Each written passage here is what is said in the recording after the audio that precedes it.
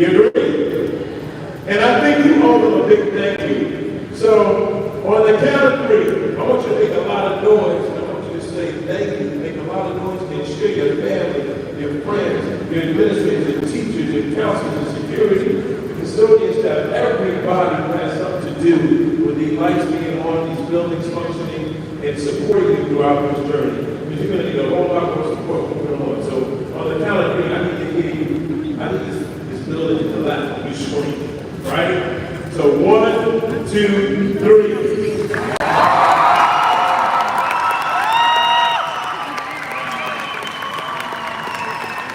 Alright, guys, so you all can listen to my cue. You're going to say thank you on the count of three, they're going to say make a whole lot of noise, right? On the count of three. 1, 2, 3.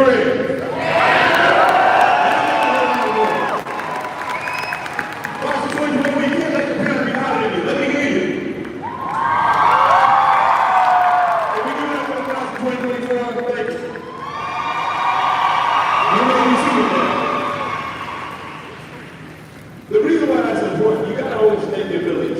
And sometimes we don't do the inventory over our lives, over what's working, what's good. We often are upset about the things that are bad, and that's when we take inventory. But count the things that are great and that are amazing. And like I said before, today is the most powerful day in your life. This is a big celebration that you're never, ever, ever, ever going to forget. This is going to be something for the rest of your life.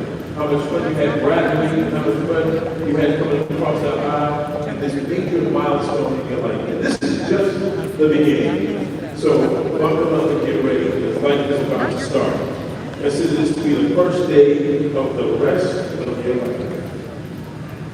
Right, class 2024? Okay. Just making sure you're there with it. We save the best for last. At this time, I want to welcome your commencement speaker. He is your economics teacher. He is near and dear to your heart.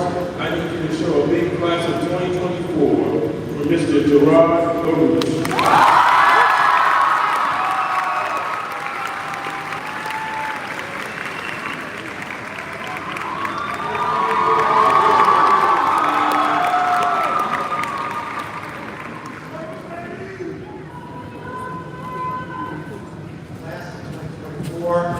Parents, siblings, friends, faculty, administrators, superintendent, and distinguished guests.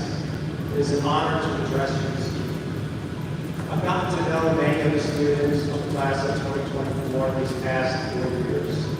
This is my impression of who you are not and who you are.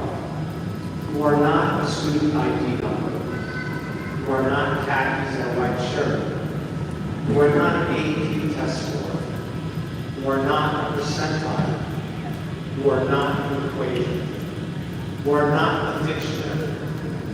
You are not a formula. You are not quitters. You are not perfect. You are not the same. You are not invisible. You are not yesterday. You are not alone. You are not hateful. You are not weak. You are trying. You are funny. I know because I laugh every day. You are diverse. You are pedagogical. I learned from you.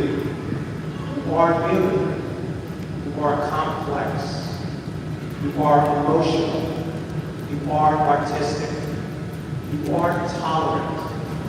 You are generous. You are a community.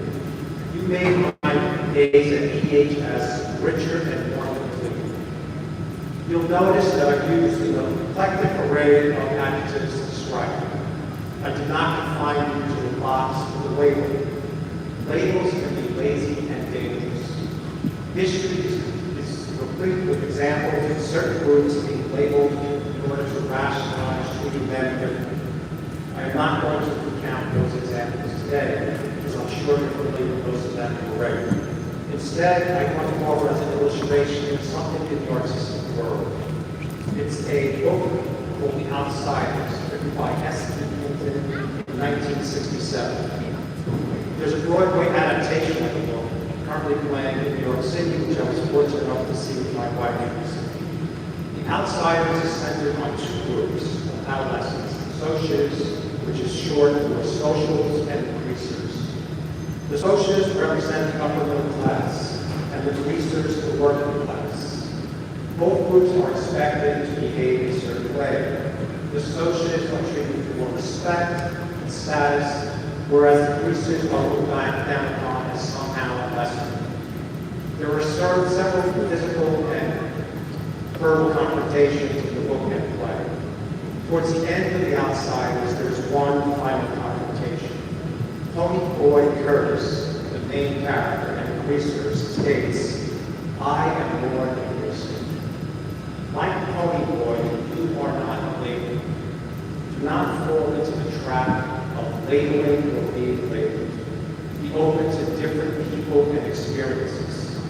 Our commonality is much greater than our differences. Previous generations, including mine, are responsible for many of the problems facing society today. Your generation will be the problem solvers. You have the talent, the intellect, and the enthusiasm to take on this task.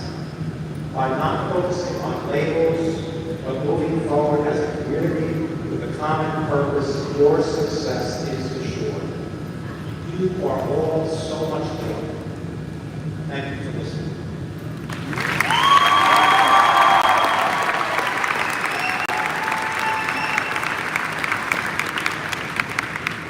Thank you, Mr. Baruch. You are all so much more. Come on, put your hands together for that beautiful record.